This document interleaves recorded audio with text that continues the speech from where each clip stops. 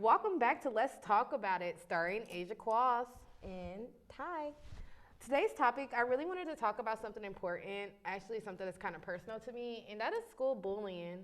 The reason I wanted to talk about this topic is because I actually have some kids related to me that I know who been coming to me lately. This is as far as kindergarten, first grade. This is at early on age where kids are going through bullying. And I'm only 24, so I know it's not been that long for me. But even when I can remember my earliest memory, I don't remember even having mean friends in kindergarten. I can say the difference. Yeah, I have experienced being picked on since being very young. Even kindergarten.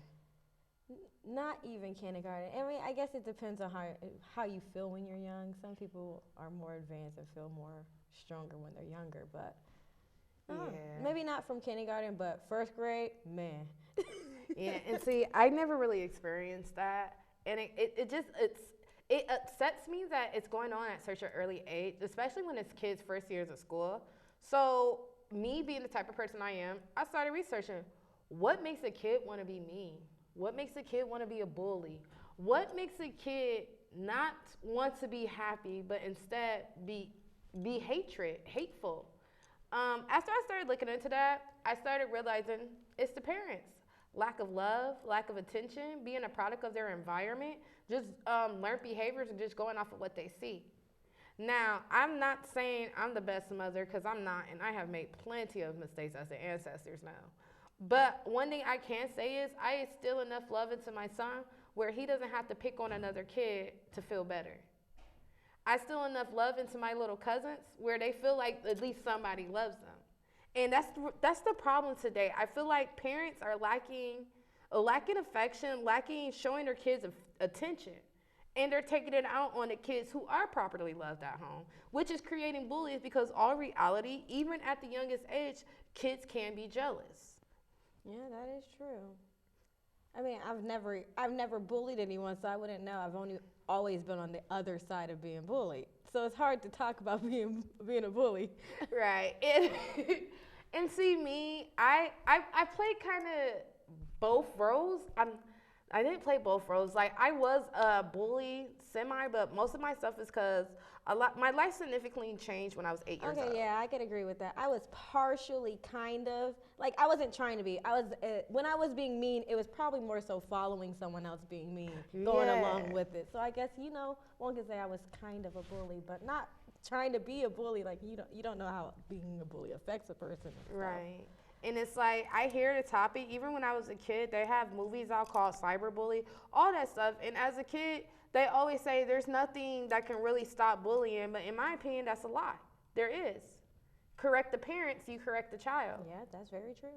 And I know that, and it's hard to correct the parents because, when CPS gets involved or any of that stuff, I never wish for anybody's kids to get taken away. No. Nobody's kids to get taken away unless it's a life or death situation for that child. But I feel like parents should be held accountable for their kids' actions. If your kid is in kindergarten, between the ages of kindergarten and 8th grade, violent behavior is either behavior disorder or a learned behavior. Either way, something is up with that child because no child is just born to want to be mean and cruel. Destroy, yes. And it's like, that's how I feel. And when I talk to schools about it, when I talk to kids about it, when I talk to people about it, my main thing as far as a child getting bullied, how I get them to cope with it is not all kids want to fight back. And you can't force kids to fight back because not all kids are violent. Not all kids, some kids just want to be peaceful and happy, which is totally understandable and fine. So for kids like that who kind of lack self-defense, if they can't protect themselves physically, I strongly suggest parents protect them mentally. And by that I mean making sure your kids are saying affirmations. I am confident, I am handsome, I am beautiful, whatever it is, I am this, I am that, I know who I am. Have your kids say their affirmations at night. That is really going to boost their confidence, that's going to boost their self-esteem, and it's going to remind them no matter what those kids call me at school, I know who I am. Second part about handling kids who are getting bullied, I learned meditation. Now, meditation could go into religious, spiritual, whatever your preference and beliefs is. Meditation could go hand in hand with either or. And chakras. We all have chakras. I don't know if you guys know what that is. CHARKA. Look it up. Chakras, we all have them in our body. Start with the root chakras. There's certain meditations where you can start with your root chakras, where you sit with your legs crisscross applesauce, index finger and thumb touching each other, and you just put your hands on your knee. And then, of course, there's sayings that go with it, like Lam. Stuff like that. If you get your kids to do that, work on the root chakras, that's really going to ground them. I'm not trying to get super spiritual on here, but I really feel like I should say that because a lot of parents, they get frustrated at their kids and they start saying, like, if you don't defend yourself, well, then I'm going to beat you. And yes, it could work to a certain extent, but then what if you're creating a monster? Right. Then you're possibly creating a bully there. Exactly, because now it's like, okay, so I'm going to get bullied at school, and if I don't do nothing about it, I'm going to be bullied at home. It's not fair. You gotta just take time for your children. When they come home from school, listen to everything they tell you instead of cutting them off. Or be like, yeah, because they could probably say something you might have missed in their conversation. Right. Something crazy. Right, and that's very true. Like, having that conversation with your child, just knowing who your child is. Yeah, you could be around your child every day, or just a kid every day. You could be around them every day without knowing them. Parents can literally raise their kids from infant to 18 and don't know nothing about them because they were too busy just keeping them alive. They were too busy surviving. They never got the chance to get to know their kid. They tried to mold their kid into who they wanted that kid to be. Right. And if it didn't come out like that, then they're disappointed. When in fact, each and every kid is different. So we have to take the time to learn how to teach each kid on each level. Right. So that's what I just really wanted to touch bases on that. Like I said, with me experiencing bullying, I experienced being bullied. Most of my bullying came from high school. I was kind of the bullier, if that's a word. I was kind of the bully in middle school. But once high school came, roles definitely switched. I'm 5 foot even. I'm very petite. So it's like, I don't know if women or the girls at the school thought that I was like an easy target. I wasn't. But they tried to make me into an easy target. And how I handled my situation with bullying, I handled it the absolutely wrong way. I fought. I made me look like the bad person at the end. Although I may have been getting bullied by 5 to 9 girls at the school at the same time and I was by myself, at the end of the day, I'm the one who ended up expelled. I'm the one who looked it bad. I'm the one who made it seem like I caused myself to get bullied. You when made it your wasn't. situation worse for yourself without knowing you were making it worse because you were standing up to your bullies. And that's why I say, like, since, knowing better and doing better, and since I know better now, I want to teach better, like, fighting, yes. If I'm a strong believer, if somebody puts their hands on you, yes, you put their hands on them back because you do not deserve that. But also, I'm also a strong believer in picking and choosing my battles. So it's like, that's why I want to teach people, like, if it's just words, if they're just name calling, if it's just stuff like that, don't ever let it get to you because your mental, that's what you could control. You can't control what somebody says. You can't control what somebody does. But you can control how you respond and how you react to that. Right. So that's what I really wanted to instill in that situation. Like, this topic alone is so important to me because I've been hearing this topic for years and years and years. And there's never like a common agreement on what can really end bullying.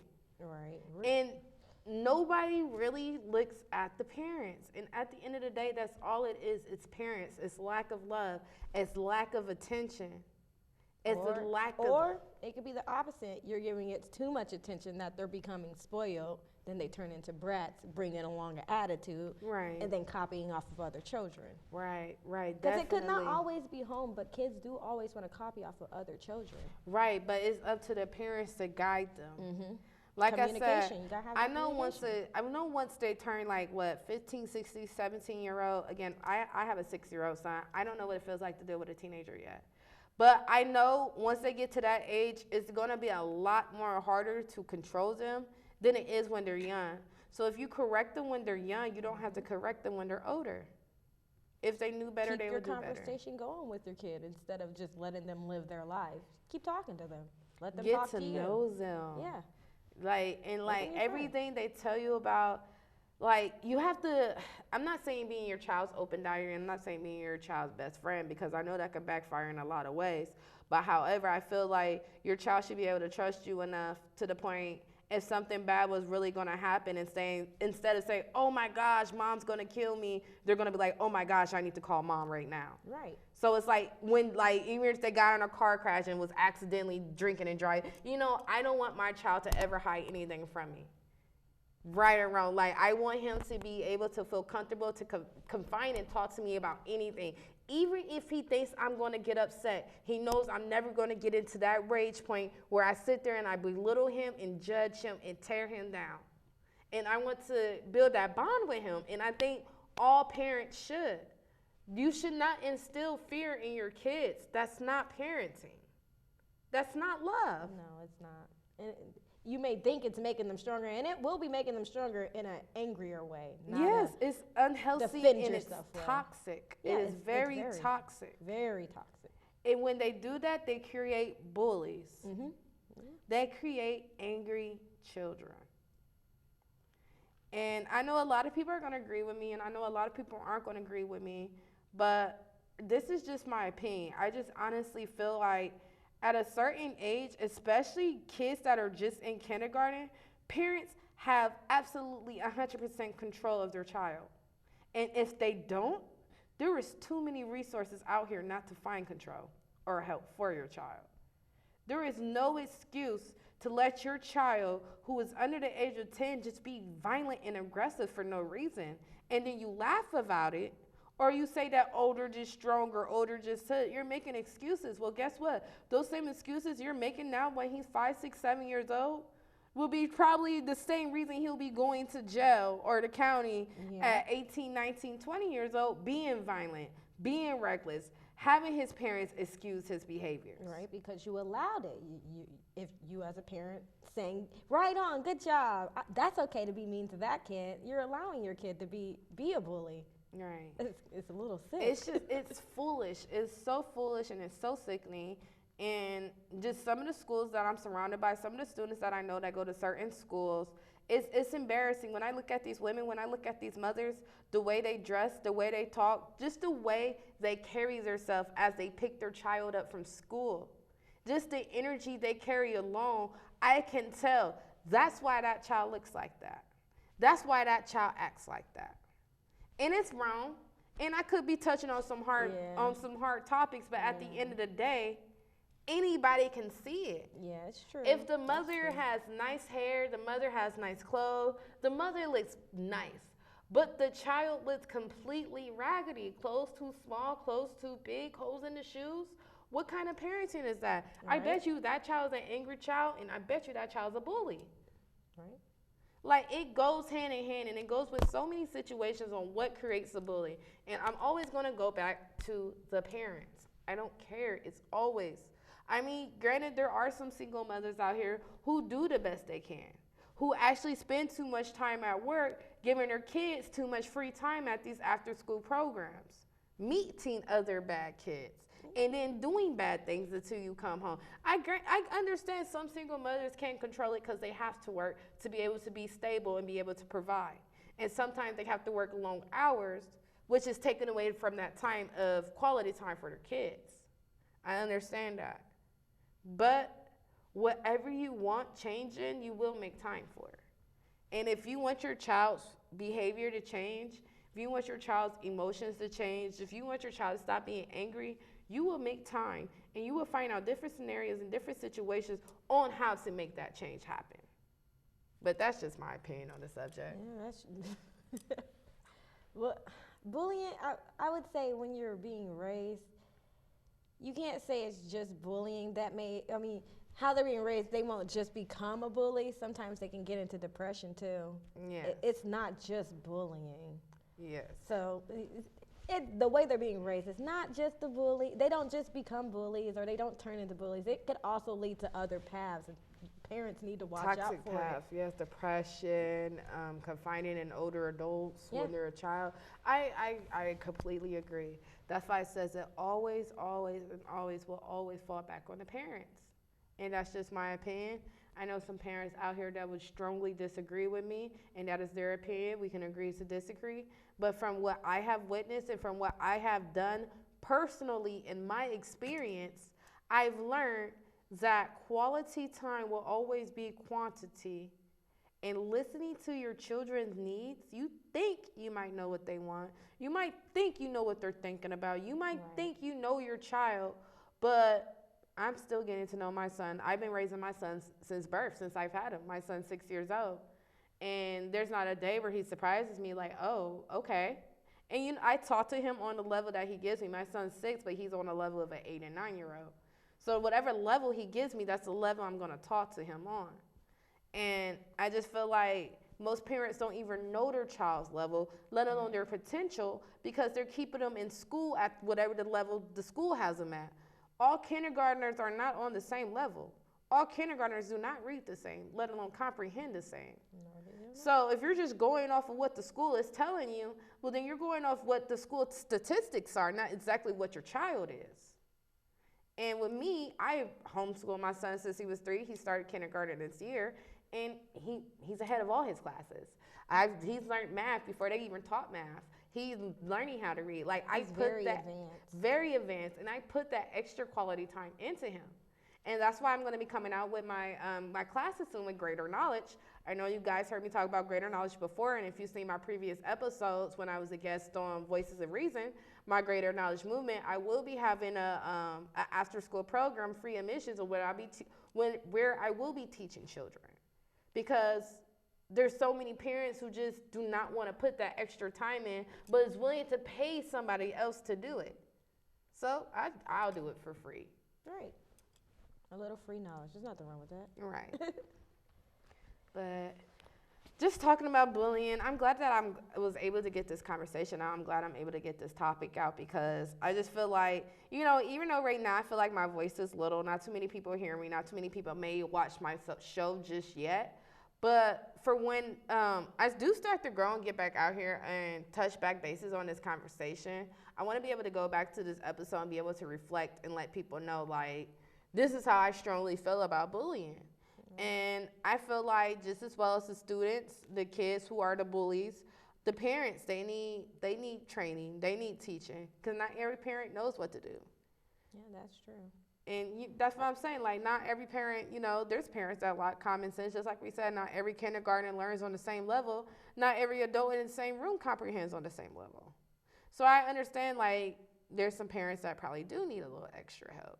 So I really hope that this episode really helps you guys. And, my Facebook, Pretty Brown, or my page, Greater Knowledge, with a 3 at the end. We're going to be starting to do our classes. If you're in the Douglas County area for Greater Knowledge, I want to say we'll start enrolling in January. January should be a good time. Now, I don't know the limits of the students I will be enrolling, or how many students at a time I'll be taking per semester. But roughly speaking, I am willing to take at least 7 children right now. And I know there's like 7. There's like a lot of people who want to join this program. But like I said, we're slowly building up. This is, it's not all the funding is coming from us. We don't have a grant. We don't have donations. None of that. Like, we literally work for our money, get our checks, and then invest our money. So that's why I have to start off with 7 and do a slow build up as we're investing, as we continue to grow. But January will be the first class of Greater Knowledge. I probably call it like the class of 2021, because it will be a year-long program. I don't know if I'm going to keep it as 7 kids for the whole year, or if I'm going to be adding on kids as that year grows. But it is a program where I want to have mini graduations, self-awareness graduations, things like that. More details with that will be coming out soon, though. I will be posting it on my Facebook, again, Pretty Brown. Also my page, Greater Knowledge, with a 3 at the end. And I will be doing reminders on the episode as well. Anything? Nothing new with me. I think I'm going to slowly start my little bakery business, slowly have it coming out. I'm going to start with the little cakes, just little cakes so far. I mean, they'll be at a cheap price, $3, $5. I don't know. I don't know yet, but I'm kind of excited about it. Right. So what's the name of it going to be? Bite size. Bite size. And why do you call it bite size?